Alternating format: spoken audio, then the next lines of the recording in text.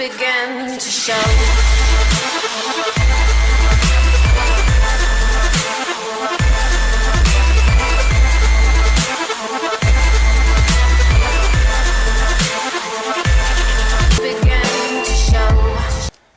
Arkadaşlar öncelikle herkese merhabalar. Biliyorsunuz kışın motor değişikliği yaptık.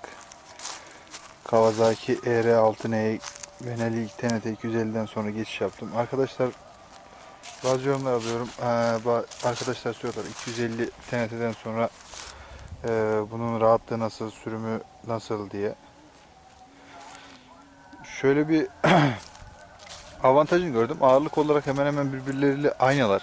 Yani çok fazla bir 5 kilo gibi fark var herhalde. O yüzden ağırlıktan TNT'yi kullandığım için ağırlıktan ötürü aman bu çok ağırmış, bu şöyleymiş, bu böyleymiş diye bir herhangi bir şey yaşamadım. Yalnız bunun sele yapısından gereği herhalde sanırım. Selesinde oturduğum zaman ayaklarım yeri tam basıyor arkadaşlar. Ve hani daha güvenli bir tutabiliyorum 650 olmasına rağmen. İkincisi dönüşlerde bir rahatlama oldum. Yani bunu daha böyle bir kolay sürebiliyorum. Direksiyon, gidon hakimiyeti daha bir rahatladım. Ya bunun başlıca sebebinden bir tanesi de gidon kısalı. Bunun gidonu Benelli'ye göre biraz daha dar. O yüzden böyle biraz daha kıvrak, daha yani böyle trafik derelere böyle döneceğiniz zaman daha rahat ediyorsunuz. Aslında kullanımı bana daha kolay geldi. Yani 600 yani sadece hani böyle bir gaz tepkimesinde birazcık alışmam gerekiyor. Sonuçta ilk büyük motor olduğu için. Şu Kawasaki'lerin şöyle de bir avantajı var.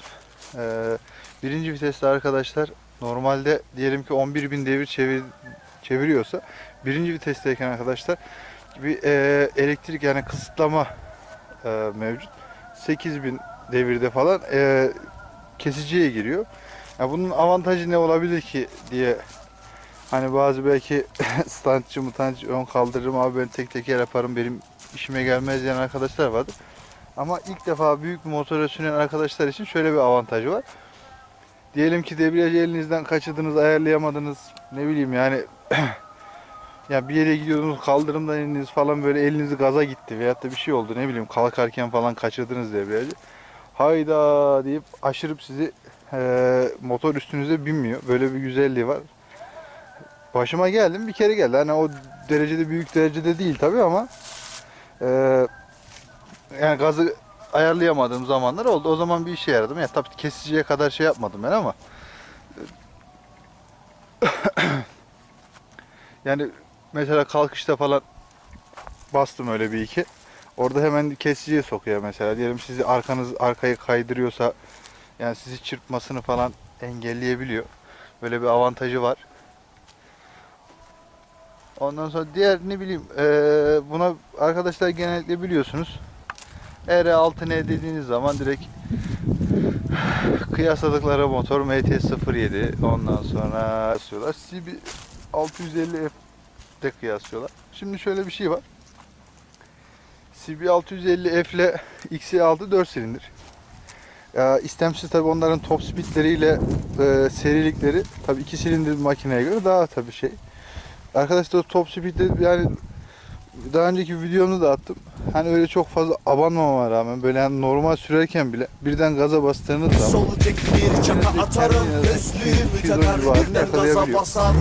ya benim için zaten yani daha henüz yeni başladığım için böyle bir çok bile hatta ben kullanmıyorum zaten. Genelde 8.000-9.000 devir civarlarında seyrediyorum yoldayken. MT-07 ile videolarda görmüşsünüzdür. İki tane abimiz var buradan, Bolu'dan.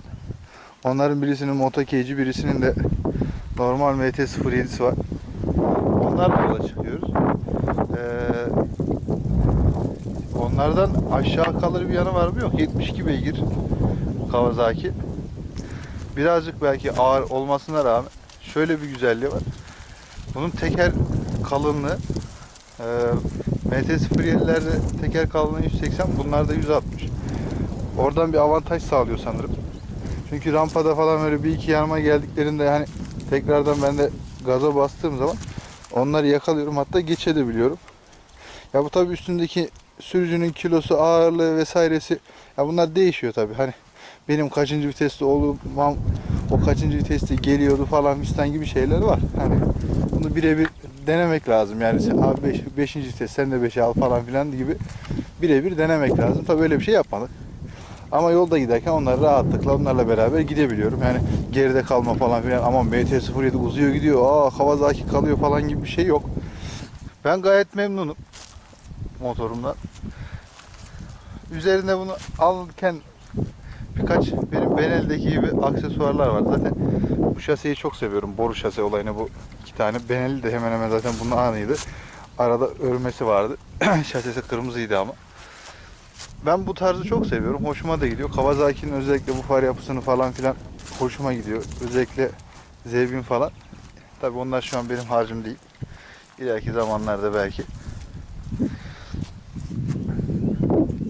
Gözüme batan bir şey var. Ya Benelli 250 cc olmasına rağmen çelik fren hortumları vardı. Bunlar da yok. Keşke olsaydı. Ama alıp takacağız herhalde. Ya frenle ilgili bir sorun mu yaşadın abi diye dersen, yok yaşamadım. Yani öyle bir, Allah'a şükür ani bir olay da yaşamadık yani. Frenleri zorlayalım. Ama olması tabii insanın hani içinden geçmiyor değil. Arkadaşlar biliyorsunuz yerli malımız olan tabii sahibi bunun Bursalıymış sanırım. Eker eski bir önceki sahibi. Müdürmüş arkadaş Bursa'da. Tiger egzoz almış takmış. Sesi güzel. Videonun sonuna doğru dinleteceğim size de tekrardan. Ondan sonra kırmızı yine Rizoma dediğimiz, yani tarz şekil olarak o da, marka o mu onu bilmiyorum açıkçası. Kırmızı manetler, aynı takımı takmış arkadaş ekstra. Puig koruma takozları var. Gördüğünüz üzere. Can şerit. Ya ben hiçbir şey yapmadım açıkçası. Motoru aldığımda böyleydi. Gayet de hoş. Ben zaten böyle seviyorum. Tarzı yansıtıyor yani beni. Hoşuma gitti. Siyah olması, arkadaşlar bu şimdi Kawasaki hep hani bilirsiniz yeşildir. Yani insanın aklına Kawasaki deyince yeşil gelir. Şimdi bunun şöyle bir şey var. Bu ER6'larda yeşil renk o hani bildiğimiz Kawasaki yeşili değil gibi. O hani Ninja'nın üstünde olan yeşilden değil gibi. Böyle bir tuhaf bir yeşil var. O da hoş durmuyor açıkçası. Bir modeli var. Şu küçük öndeki plastik kısım, deponun önündeki kısım yeşil olup gerisi siyah olan var. O fena değil. Ama deposu yeşil olan, şu yanları yeşil olan çok itici geliyor bana. Siyah bence yani aralarında güzel kalan, hoş. Yanlar zaten mat. Bir tek deposu, arka kuyruk kısmında parlaklık var. Güzel tasarımı, dizaynı. Amortisörleri sert diyorlar. Vallahi buraya gelirken araziye de girdim yani.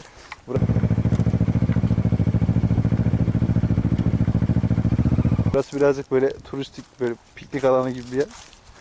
Araziden geldim yani, bildiğiniz topraktan. Hatta ne bileyim hani öyle yolda işime geliyor virajlarda falan. Yani ben virajda MT'lerden falan herhalde bilmiyorum. Rahat giriyorum. Beni öyle daha hiç zorlamadı virajda. Şikayetçi olduğum kısım yani ne kadardır bilmiyorum ama ve üstünde Dunlop'un o lastikleri var. Ya ısıtmadan tabi haliyle şehir içinde kullandığımız için ağırlıklı. Uzun yola pek çıkmadığımız için. Şehir içinde lastikler fazla ısınmıyor arkadaşlar. Yani gidiyoruz bir yerde duruyoruz, çay içiyoruz, çorba içiyoruz. Ondan sonra başka bir yere geçiyoruz, iki muhabbet ediyoruz. Ve bundan ötürüdür ki kalkarken bir yerlerden böyle ışıktan falan veyahut da böyle ikinci, üçüncü testte böyle bir gaz açayım dediğiniz zaman arkası arkadaşlar driftçi gibi oluyorsunuz. Yani bir sağa bir sola, bir sağa bir sola. Üstünden yani koltuktan beni kaldırtmaya kadar gitti bir keresinde, arkasını sallama konusunda. Mecbur kalktım artık ki düzelsin kendisi diye. Haliyle torklu, güçlü bir makine. Tabi dikkat edilmesi gerekiyor. Hani 250'den hop diye bindik, ya biz rahatsız falan filan gibi bir şey söz konusu değil. Kalite olarak zaten Kawasaki Yani benim burada bir şey söylememe gerek yok. Yani çoğu insan biliyor. Aklıma gelmişken şu çift koltuk olayı. Bu yeni biliyorsunuz Z650 diye çıkarttılar arkadaşlar. ER6 2017'de yok. O çift koltuk olayı hoşuma gitmedi. Z650'de onu zaten ninja gibi yapmışlar kuyruğunu falan. Hoş olmuş. Böyle bir tuhaf, bilmiyorum, bunu içime sinmedi yani. Sebebi bilmiyorum, hoşuma gitmiyor görüntüsü. Öyle iki ayrı. Elden ayrı duruyor. Bir de önde şöyle bir plastik ayrı bir parça olunca üstü böyle sanki puzzle gibi olmuş. Top speed'i arkadaşlar ben denemedim. Top speed'i 220'ymiş sanırım. 220 kadar görüyormuş. Düz yoldan mı yapıyorlar artık, eğimli yoldan mı yapıyorlar onu bilmiyorum. Basmadım, denemedim yani. Ama yapıyormuş yani dediklerine göre. Lastiklerinden bahsettik. Üstündeki aksesuarlardan bahsettik. Yanlara şu petlerden yapıştırdım ben. Öbür Benellim'de de vardı. Onlar hoşuma gidiyor. Nokta nokta. Hem İzmirli bir geçen sene aldığım yerden fuara gittik yani, tabii fuardan aldık onları da, gene oradaydılar arkadaşlar. Sağ olsunlar, memnunuz mallarından. Aldık, tekrardan kullanıyoruz. Neyse, belki sesini merak edenler vardır. Bir de ben size sesini dinleteyim. Videomuzu yavaş yavaş sonlandıralım.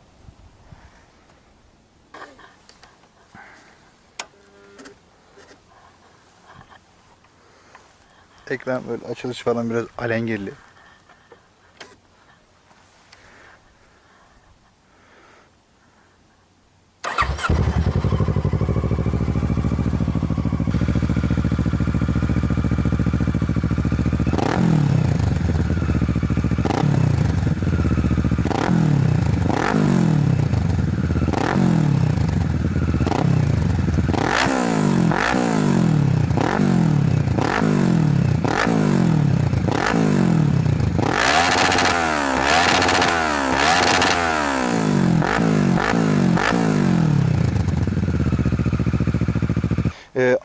Piston aralıkları birbirine uzak. Tabii böyle uzak olduğu için de pat pat pat, o hani iki silindirin de sesini alabiliyorsunuz. Bu benim hoşuma gidiyor. Böyle birazcık daha devirlenince hor diye böyle bir güzel bir ses oluyor. Ben beğeniyorum. Yani nasıl diyeyim sana, Benelli'deki mesela Benelli 250 cc'de sesi çok güzeldi. Ama onda böyle hani 4 silindir sesi çıkıyordu. Çünkü anladığım kadarıyla pistonlar birbirine çok yakın basıyor onda.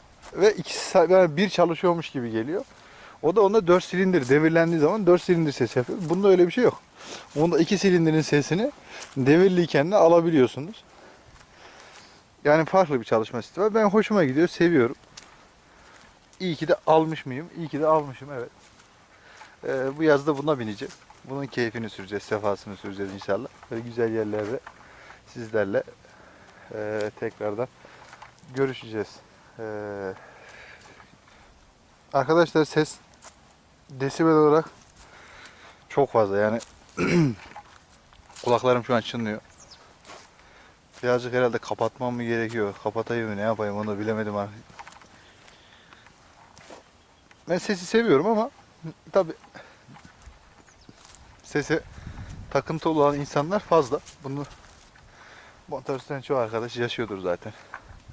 Aman şunu sök, bunu buna tak, bu böyle olmaz, şunun şurası böyle, bunun götü eğri, bunun başı eğri.